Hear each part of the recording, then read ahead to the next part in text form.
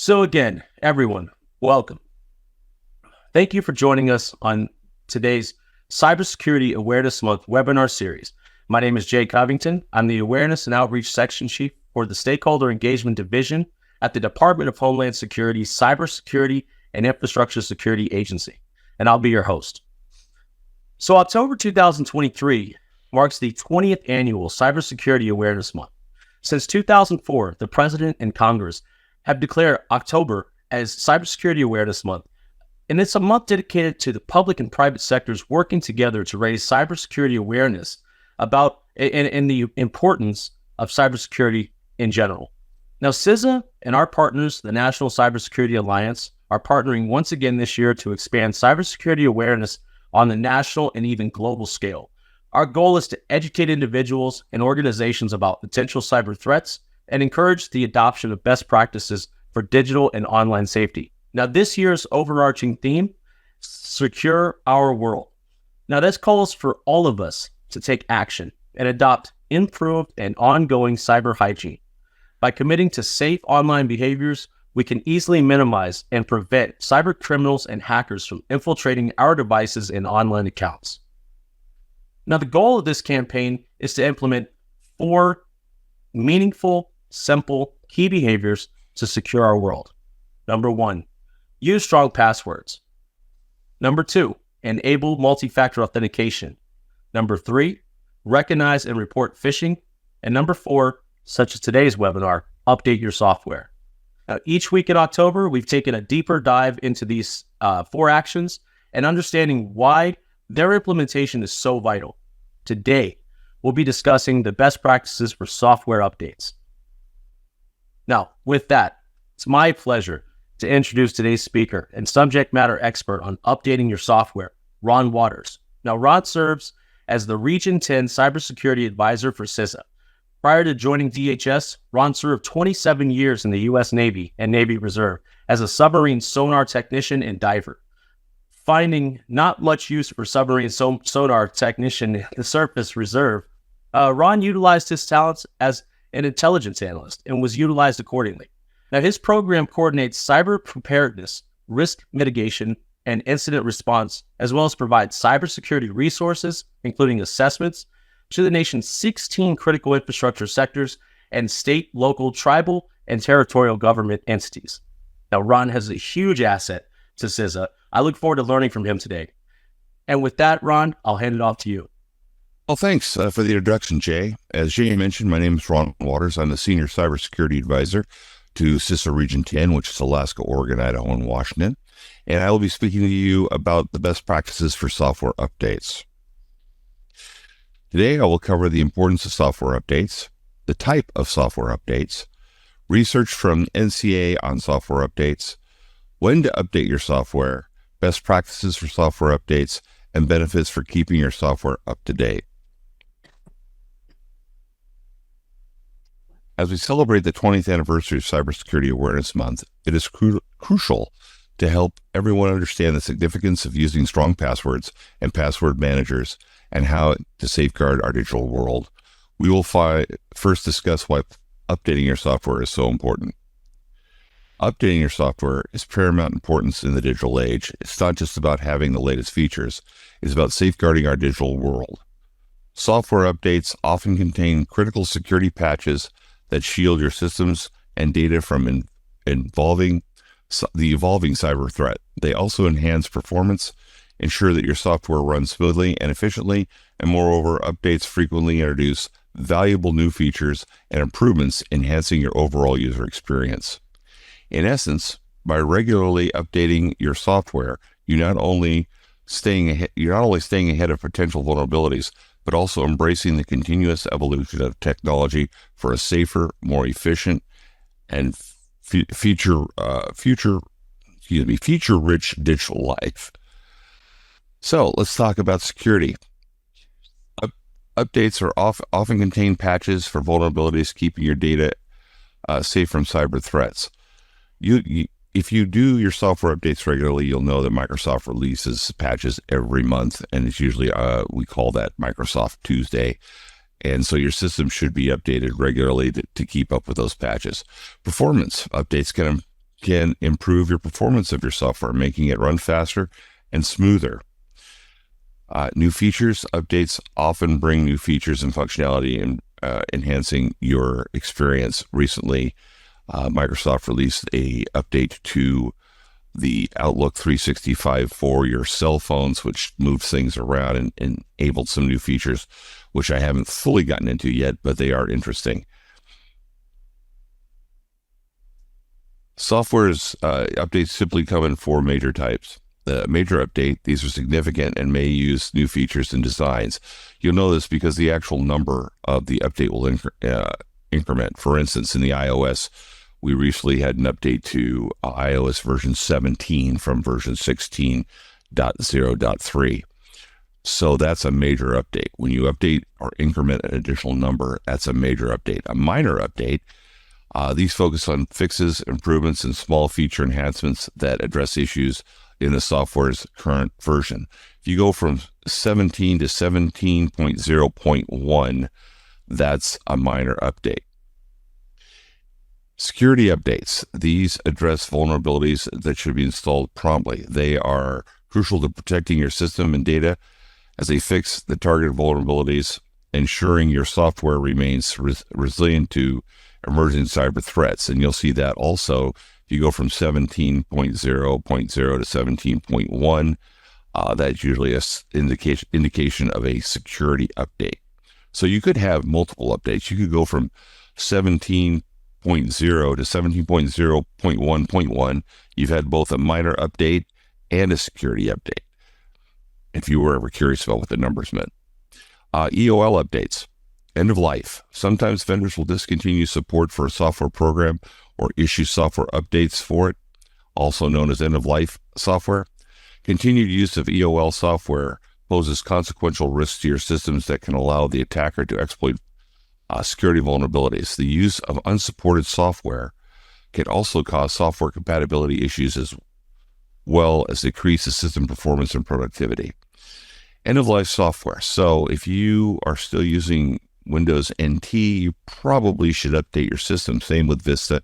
That's why you get different versions of software. Not only are there updated drivers for newer peripheral systems, there are also security updates have been patched, and you're able to get new features. That's why software updates. Now, I understand that some of you are rolling your eyes thinking that it's the ability of the software vendor to get more money, and it is to a certain extent.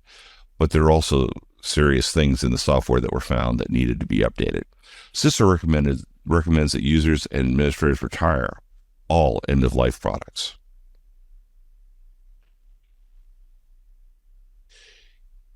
Each type serves a distinct purpose, collectively contributing to more security-efficient features of software in the ecosystem. As Shay mentioned earlier, CISA and the National Cybersecurity Alliance, NCA, have co-led the Cybersecurity Awareness Month efforts for the last 20 years. The successful collaboration has led to impactful information sharing, joint events, research, and coordinated actions to embrace cybersecurity. NCA conducted a survey with the public, and these were the findings. 36% of survey participants reported installing the latest updates in software as soon as they became available.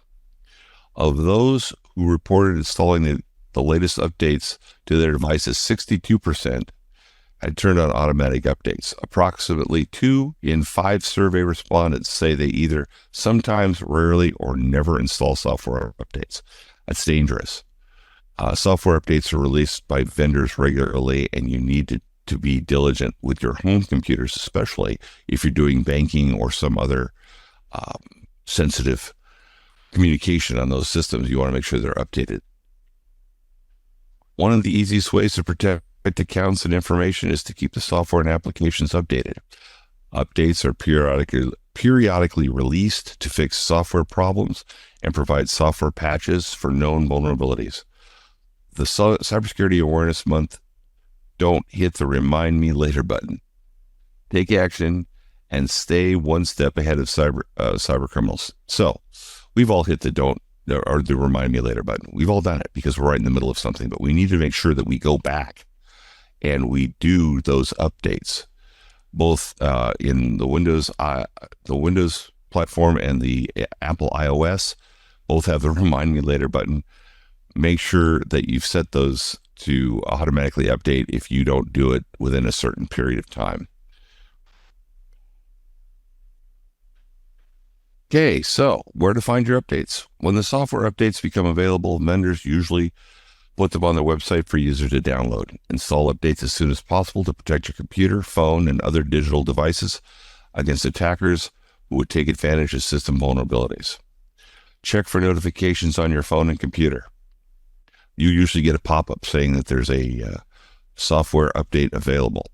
On your Windows or Apple phone, if you have a Apple phone, you'll get a little red dot above the General tab or the General gear. Click on that, and it'll tell you the software update is available. Look for the phone's browser or app settings. Check the upper corner of your browser for any updates. There are signs that there are updates available. You just have to know what you're looking for and where to find them. Attackers may target vulnerable systems for months or even years after the updates are available. Some software will automatically check for updates, and many vendors offer users the option to receive updates automatically.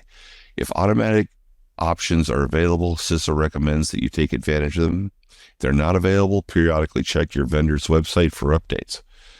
This is checking your vendor's website for the BIOS in your system, depending on the chipset that you have. You're not going to get notification of the update, so you need to go every so often and check the vendor's website to see if there's a BIOS update for your systems. Make sure that you only download software updates from trusted vendor websites. Do not trust a link in an email message. Attackers have used email messages to direct users to websites hosting malicious files disguised as legitimate updates. Users should also be suspicious of email messages that claim to have a software update file attached. These attachments may contain malware.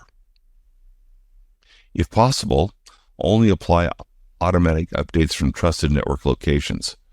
Avoid updating software while connected to an untrusted network. So please don't update your software if you're in the airport or Starbucks. You don't know who else is on that network, and you don't know who else can reach into your system and start poking around. Do it from home.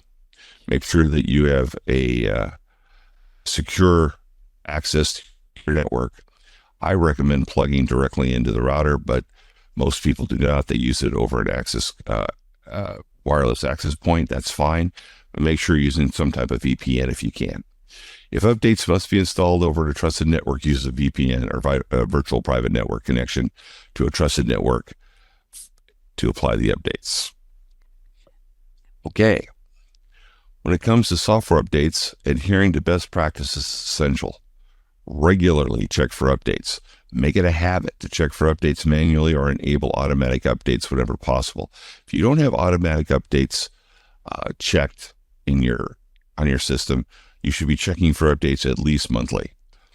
Back up your data. Before updating, always back up your important data to prevent any data loss during the process. If you're using a Windows or Apple-based system, you can set the system to automatically back up your data weekly. I recommend that you do that. Read the release notes. Understand what changes and improvements the update brings. Release notes are very simple. When you get the information about the update, it tells you exactly what they're doing. Usually it leads with the first paragraph is bug fixes, but also tells you if it's got any enhancements or new features. Schedule the updates. Wisely plan updates during non-peak hours to minimize disruption. In your business, you want to make sure to do these after hours if you can. At home, you'll probably want to do them while you're sleeping.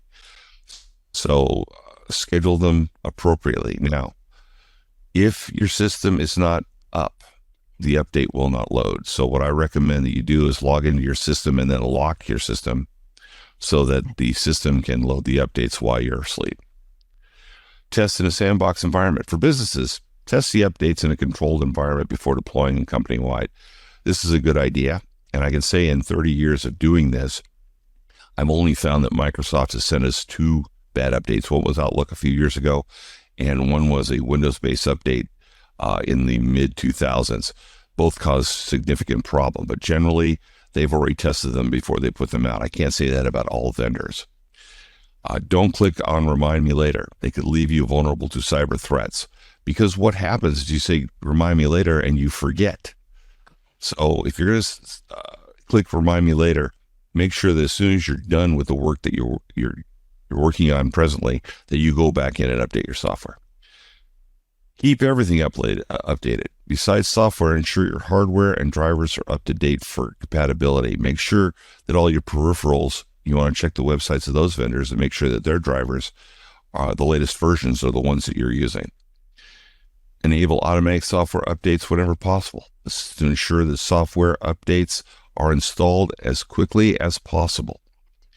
Do not use unsupported end-of-life software. Please do not revert from Windows 10 or Windows 11 to Windows XP or Windows Vista. It's not a good idea. Most of your newer peripherals will not be compatible. The drivers won't function. It's just generally not a well-thought plan. Now, if you want to load that old software on an old system to see what us old guys used to deal with, and go right ahead, but don't have it connected to your network. Also visit vendor sites directly rather than clicking on advertisements or email links. I see this regularly in the field. Folks will get a notification from their bank or from a vendor, and they'll click on the link in the email. Don't do that. If it's your vendor or someone that you're doing business with, go to the vendor's website to get the information that you need. Avoid software updates while using untrusted networks. As we discussed earlier, don't go into a public network and try to upload your software. New vulnerabilities are continually emerging. It is like a large game of whack-a-mole, but you try to stay ahead. The best defense against attackers is simple. Keep your software up to date. This is the most effective measure you can do to protect your computer, phone, and other digital devices. Benefits of keeping updated. Updating your software might seem a small and simple task, but it can have a significant impact on your cybersecurity.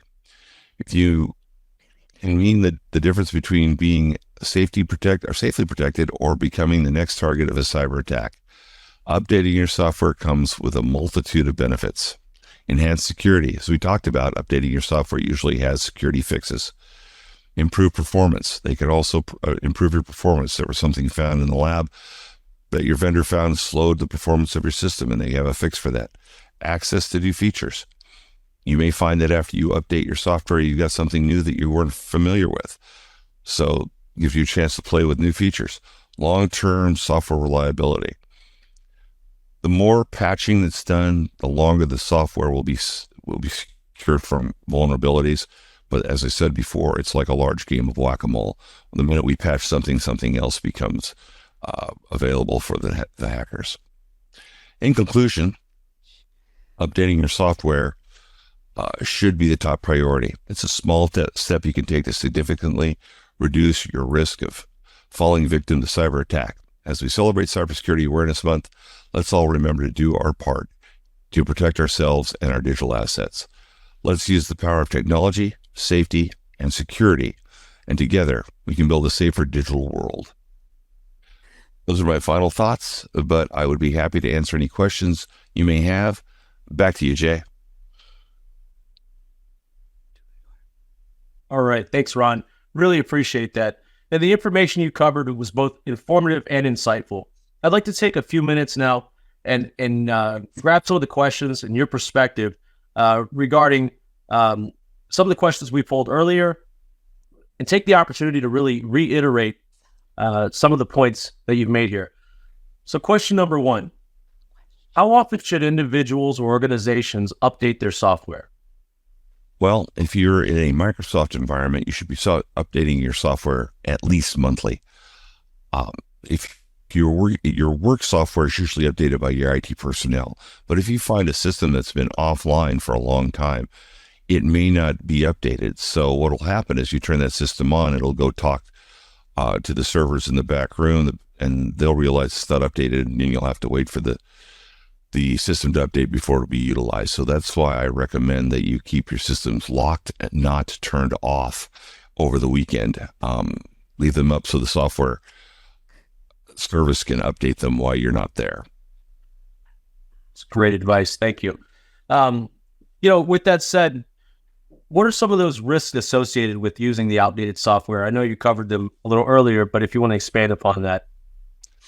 Well, you leave yourself open as we go through time. We find more and more vulnerabilities with softwares.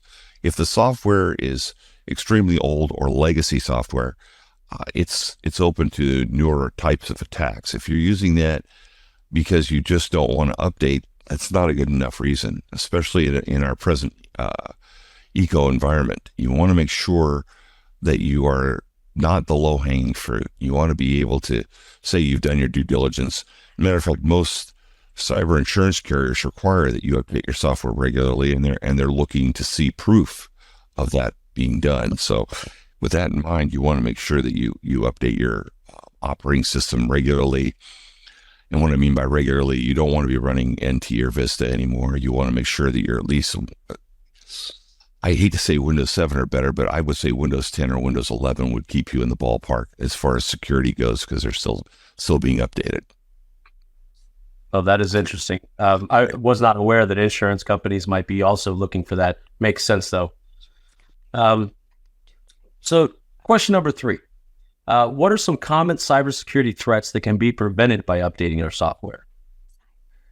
Well, your software vulnerabilities, if someone is scanning the ecosphere and looking for open ports on access control points, your wireless router, and they find the system that you're running on the backside of that router is vulnerable, they're going to try to attack it. If you don't update your software, you leave yourself open for that kind of attack. If you update your software, then you're not the low-hanging fruit, and they're going to move on someone else who's not doing the updates. You're probably not going to have an active persistent threat, a state actor coming after you. You're going to have more likely, if your personal information, someone's going to be looking to dox you. They're going to be looking to grab whatever information they can take off your computer system and put it on the internet. As one that was recently doxed by some evildoers, and all of my information is now on the internet. I can tell you that it takes a little bit of work and some money to make sure that they're not able to access your financials, especially when they know all your accounts. So you have to go to the three reporting entities and lock your credit report so that they can't get credit in your name. You have to lock your mortgage, make sure somebody doesn't steal your house. It's a pain. Yeah. But, I was perfectly updated. It was one of my customers, or one of the vendors that I use, they were not, and all my information was there, and they took it. Wow. So I'll say making ourselves a hard target. Yeah, absolutely. Yeah. The more you update, the harder it is for them to infiltrate your systems. Yeah. And we all know at the end of the day, securing our world is all about the people. And, so we're able to do that. And that's the exciting aspect, to this. What you're saying today is just that we are in charge of our own security. So you mentioned vendors. What role do software vendors play in the process of software updates? Well, software vendors are vital to software updates. They know, based on reports from the field, where their software or hardware is vulnerable. So when they issue a patch, they've closed that vulnerability. Now it's incumbent upon us to actually load that patch into our systems so that we too are hardened. I check my systems regularly for updates just to make sure that from my home, I'm not going to be vulnerable to any attacks that are because of something I didn't do. If I'm going to get attacked, it's going to be a flaw in the software or flaw in my networking systems. It's not going to be a flaw due to due diligence on my part. There you go. And last question, how about what's the impact of not updating your software on an organization's compliance with regulations or industry standards? Well, that's a multifaceted question. First of all, you have to define whether the entity is a regulated entity. If they're a regulated entity, then they have requirements. Regulated entities such as NERC-CIP for the energy sector, PCI DSS for all of the credit card and bank information. They're regulated. They have standards, things that need to be followed, and software updates is one of those. If you're your average Joe at home, you have no regulation that you have to follow. You have no standards you have to follow. You pretty much can do anything you wish, but you need to do your due diligence because your information's on the computer systems. And I constantly tell people in my public appearances, if you are sharing a family computer and you have young adults in the house, you cannot account for everything they're doing on that computer when you're gone. So what I suggest is that you get a cheap laptop and keep it in your closet and do your banking on that system, not on your family computer, because you don't know if little Johnny or little Susie has been out to a gaming site that has loaded bots to that system that would be able to grab your information and exfiltrate it to the web. I try to separate my business operations from work from my private routing so that I don't have, or excuse me, browsing, so that I don't have my banking system on the same computer that I do my browsing with, because it's just not a wise idea. Yeah, that's great advice, Ron. Definitely has me thinking. So with that, Ron, we want to take a second to say I truly appreciate you taking the time to teach all of us about the importance of keeping our software updated and how it really contributes to the overall securing of our world. We hope you enjoyed today's last session of our Cybersecurity Awareness Month series. I have a request of all of you on behalf of CISA. Please help us protect and secure our critical infrastructure by joining the team effort to raise awareness and spread the word that cybersecurity is for everyone. It's all about the people. Now, we offer many tools and resources here at CISA on CISA.gov, our website for organizations and individuals to participate in Cybersecurity Awareness Month, maybe to create their own campaigns or simply share this information with their family and friends.